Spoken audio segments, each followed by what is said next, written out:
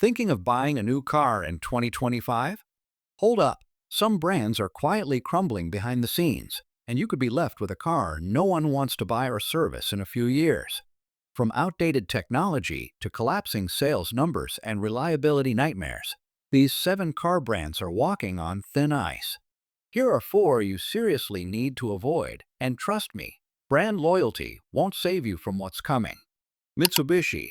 Once known for rally-winning performance and rugged SUVs, Mitsubishi has lost momentum, especially in the US. Dealerships are disappearing, model choices are thin, and innovation has stalled. In 2025, Mitsubishi's future looks uncertain as electric competitors leave it far behind. Performance-wise, most Mitsubishi vehicles feel underpowered and outdated. The Outlander and Mirage are sluggish on the road, with poor acceleration and awkward highway manners. Fuel economy and drivetrain tuning fall behind industry standards. On the outside, Mitsubishi tries to modernize, but most designs still feel recycled. While the Outlander shows slight improvement, overall styling lacks identity and curb appeal. Small wheels, awkward proportions, and dated design elements don't help. Inside, cabins rely heavily on plastic materials, even in higher trims. Infotainment feels slow and limited, rear seat space is cramped, and comfort is far from competitive. The brand is failing to keep up with electrification, advanced tech, and overall product refinement. As part of the Stellantis group, Mitsubishi seems like an afterthought. With sales dropping steadily, its US exit could be closer than many realize.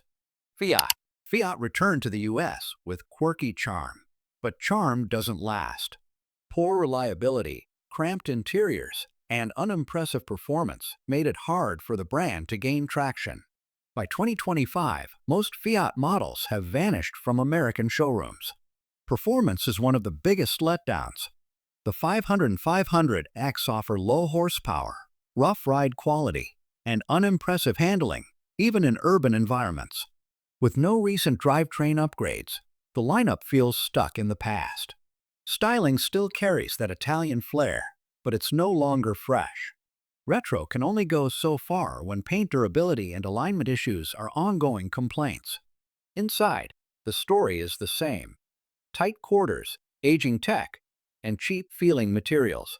Even top trims feel entry-level, and space is far more limited than rivals. Fiat's presence in the US is hanging by a thread. With virtually no EV development, fading consumer interest, and disappearing dealerships, Fiat may quietly exit the market in the near future. Chrysler was once a giant in the American auto world, but in 2025, it's down to just 2 vehicles, the Pacifica and the aging 300. It's a brand running on fumes, with many insiders predicting its eventual closure.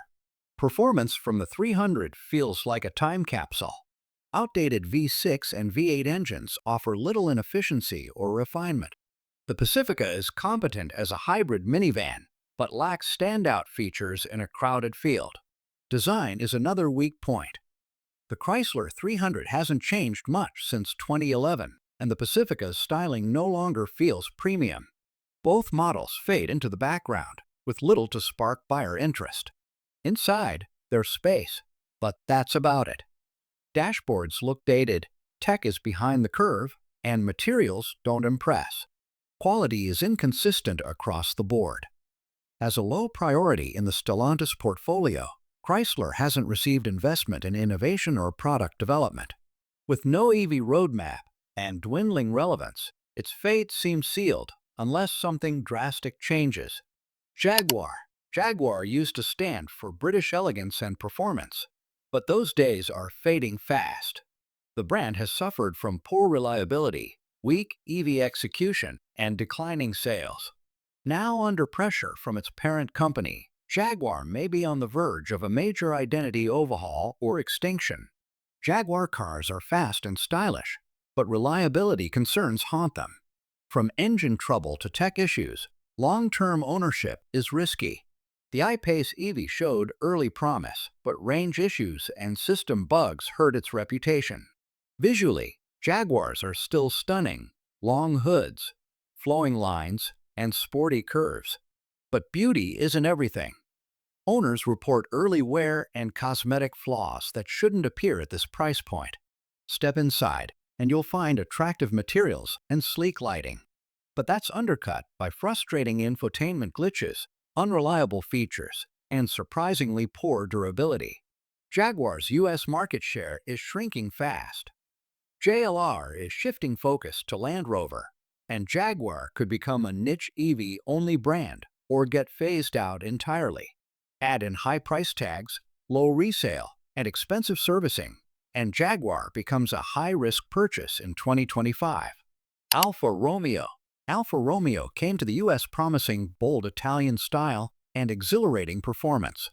But beneath the beauty lies a brand struggling with poor reliability, spotty dealer support, and disappointing resale value. Despite its driving thrill, Alfa is failing to turn excitement into long-term loyalty. On paper, Alfa's turbocharged engines and sharp handling deliver, especially in the Giulia and Stelvio. But real-world ownership? That's where the trouble starts. Frequent warning lights, random failures, and frustrating trips to the dealer are all too common. Even critics who love the drive admit, owning an Alfa is a gamble. Visually, Alfas are striking, sleek profiles, aggressive stances, and that signature grille. They turn heads. But beneath the sheet metal, quality control is a real issue. Misaligned panels, loose trim, and premature wear are far too common for a brand that markets itself as premium. Inside, the driver focus cabins and premium surfaces look the part. But the tech? Not so much. Infotainment systems are clunky, electronics fail randomly, and climate controls feel like an afterthought. Storage space is tight, and practicality suffers. Sales remain low, brand awareness is weak, and Stellantis may eventually shift focus away from Alfa altogether. Even certified pre-owned models often come with more headaches than smiles. Land Rover. Land Rover has built a reputation for rugged luxury, but that reputation is now hanging by a thread. For every scenic mountain trail it promises, there's an owner dealing with constant service issues, high repair costs, and major reliability woes. Yes, Land Rovers are powerful and capable, but they're also some of the most breakdown-prone vehicles on the road. Suspension failures, engine faults, and endless electrical problems plague models like the Range Rover and Discovery. For many, the dealership becomes a second home. They look fantastic, from bold front ends to sleek lighting and commanding proportions. But those premium looks can be deceiving. Failing door seals, flimsy trim, and paint issues are reported far too often for a luxury SUV. Inside, they deliver a wow factor: leather seats, panoramic glass, and high-tech screens. But those screens?